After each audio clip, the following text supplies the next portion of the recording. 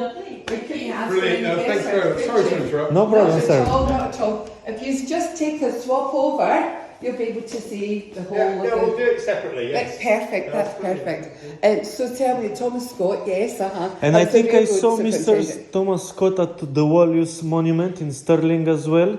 I Is see he- his is he boss. really there I think it's there All right, as well. okay. Then you can join ladies. Have a look at the storyboard first of all. You know, so if you see the storyboard, come here. Yeah. I'll get back to you about Andrew. So this is about 1775 when this was built. This cottage. So you're walking into 1775. We've tried to keep the ambience the same, so there'd be no electricity, no running water, no gas. No inside toilets, there was nothing. No. And also they shared this house with another couple, another family, a family. So there was 2 rooms upstairs in the roof. When this was built, there was 1 staircase inside this building. There was 1 main door. The window there, wee shop was here, and this was a blank wall.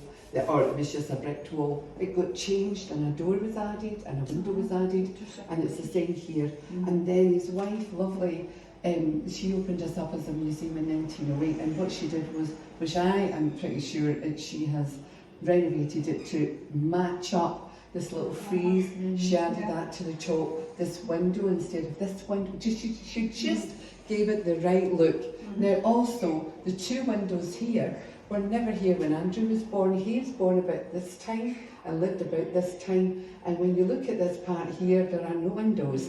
So the windows upstairs, in the room upstairs, which is this one, with the one I'm showing is another one here, that would have been a wee dark room. You know, the only light they had was from one other light, from one window, that's this one, and that would be both families would be in the same boat, and would be that light, or that window, and also the fire, and that would be it. They would have no other light to be able to see anything. They lived there, all of them, so it was their kitchen, a dining room, living room, bathroom, washroom, you name it, everything had to happen there, and the 2 families. If you can imagine, his father was a weaver, he wove linen, and linen was very popular. Linen came from flax, which was a hardy plant in Scotland. Because of our horrible weather, it grew anywhere. So that was processed, and then you could make the threads to do the linen. So his wife would have had been in part of that process. She would have been doing the bobbins for the boys who were downstairs to work the machines. So there's a loom next door that was very similar to Andrew's father's loom.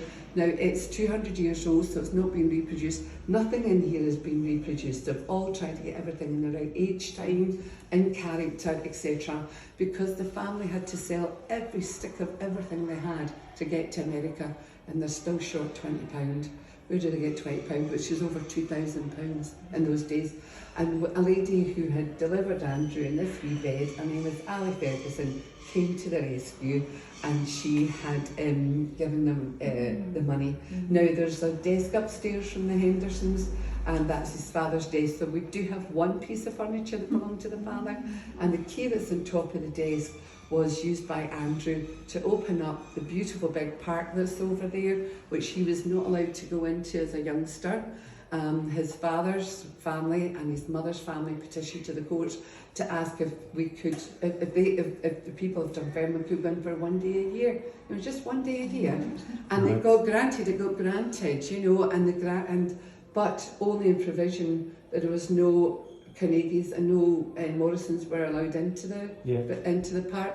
So, and he was a bit of a horror, this man. If any of the boys, I don't know if you've heard this story, but any time any of the boys went in there, or anybody had went when they shouldn't have been in, the man just cut a square off the bottom of their pants, you know, their trousers, and so they would go home. I mean, for goodness sake, you can't miss that. You go home, your mother's going to go, what in heaven's name have you been doing? So this is what he did. He wasn't a nice man. So Andrew's in America, time has passed by, and he hears that's up for sale. So he says, wait till it drops, wait till it drops. So when it got to the point where the man was just ready to sell it for anything, Andrew bought it, opened up the gate and said, this belongs to Dunfermline. So it was so sweet, he just gave it away. And he was so generous to the town. Now there's a lovely bit in the main hall that gives you the legacy of Andrew, of all the things that he has donated. But his wife also donated a lot of things.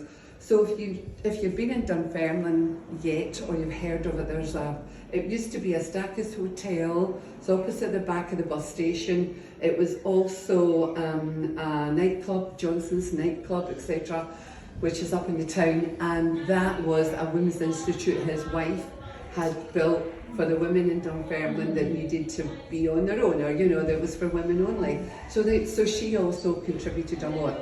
So are they coming down? No, sounds like Well, if they're all coming down, then you've got it to yourself then.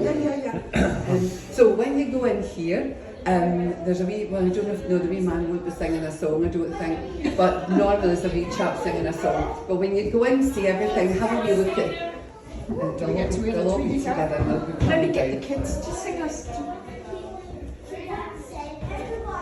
They're just keeping an eye. They've all been so good. Well, yes and no, they might be taking stuff off. For the They're lunch, going they'll be going for a wee snack. Okay, boys and girls, can we say thank you to Jonathan? Thank you. Let's go back to this way. I'm so sorry I didn't see you there.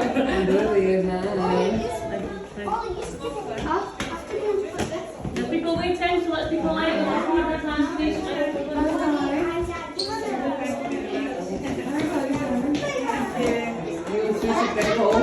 Yes.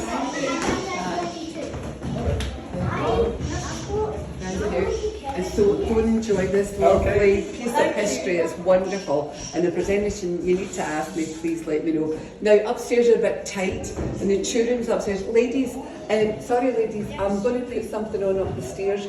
It's well, they might be on, but let me know if they're not on. If you press 2 buttons that are upstairs, there's a box on the door frames of the 2 rooms, and there's 3 rooms, but you're all talking about the 2 main rooms. There's a white box, green button, press it, and there's a wee story about Andrews in both of them. Okay, thank you. Thank you very much. Thank you, and I'll speak to you later. Yeah. YouTube, I'd like to hear. Thank you very much. Appreciate it. Lovely lady. Yes.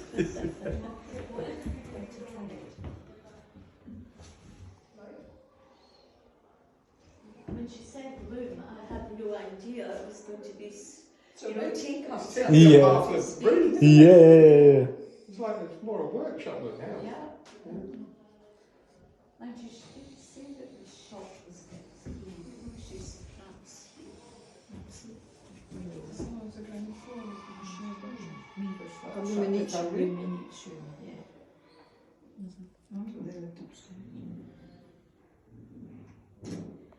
Wow.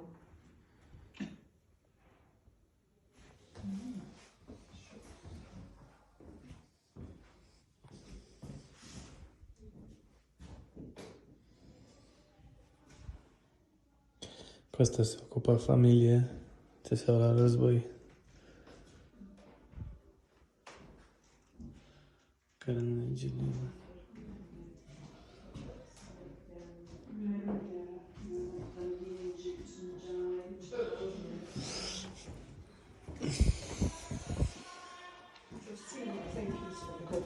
House that's next to some of our houses, isn't it? And I think it's just meeting rooms or something, or offices.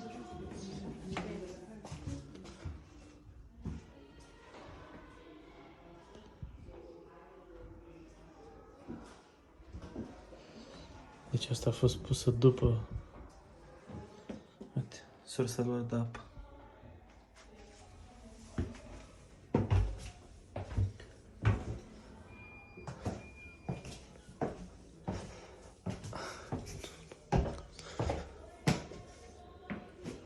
Asta e camera în care a fost el născut. Mamă, și miroase a vechi rău de tot. În 1835. Cere 200 ani asta. Asta era camera.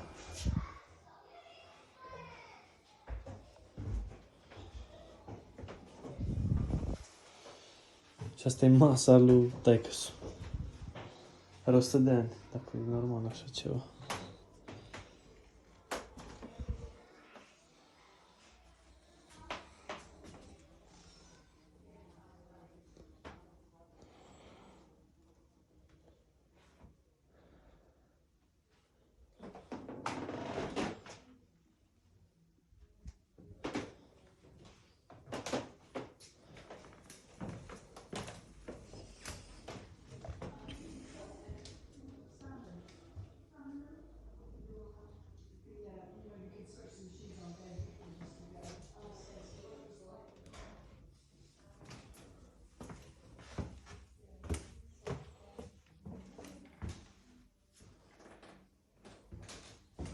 to listen to the audio recording start.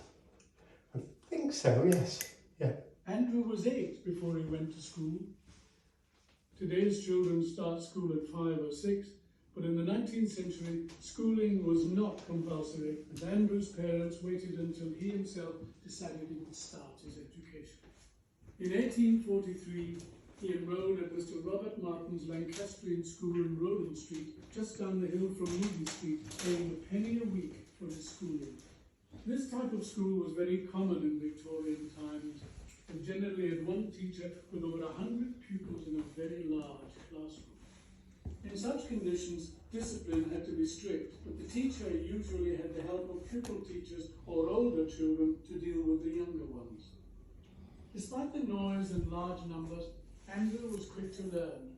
In fact, the other children called him Snuffy Martin's pet, which upset him a great deal.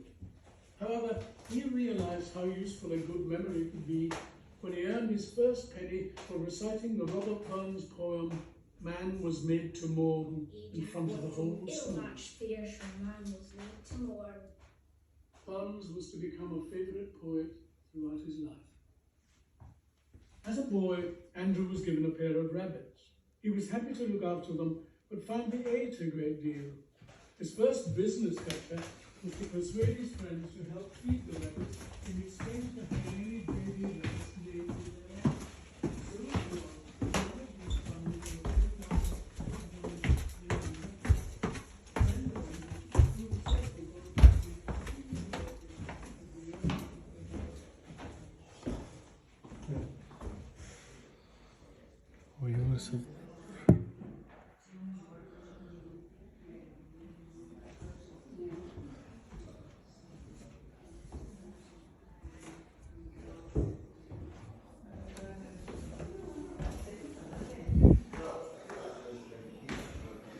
Asta e făcută mai recent.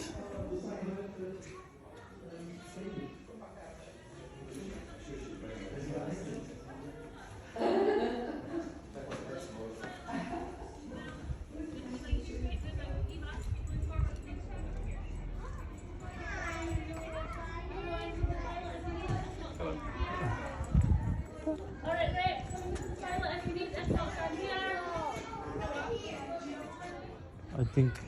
I think these are only the toilets. I think it's only the toilets, yes. Yeah. I think so, yeah. I took it wrong. It was a Tuesday or something, David and I went across, and it was closed because it doesn't open on Monday and a Tuesday. Nothing in the website telling me it was Monday or Tuesday. So, you know, did you enjoy that? Yeah, it's This lovely. gentleman's been watching YouTube about Andrew Carnegie today, so Yeah. A good one or a bad one? It was a good one. Actually, I watched like half an hour into it because I arrived here like at 10. Yeah. I visited the Dunfermline Abbey. yes. Met a nice gentleman that showed me around like nearby. Yes. Then I've been to the museum, the gallery, which they also have like a big loom down there. Oh yeah, that's a library. Library. The library, yeah, the Yes, library, yeah, uh-huh. the second floor. Yes, that's correct. And yeah, I'll just Good. see what it is, and after that, hopefully I'll get a job to go back to London. Yeah. Yeah. He's got loads and loads of points on the map where he's been to. Been more places in Scotland I've been.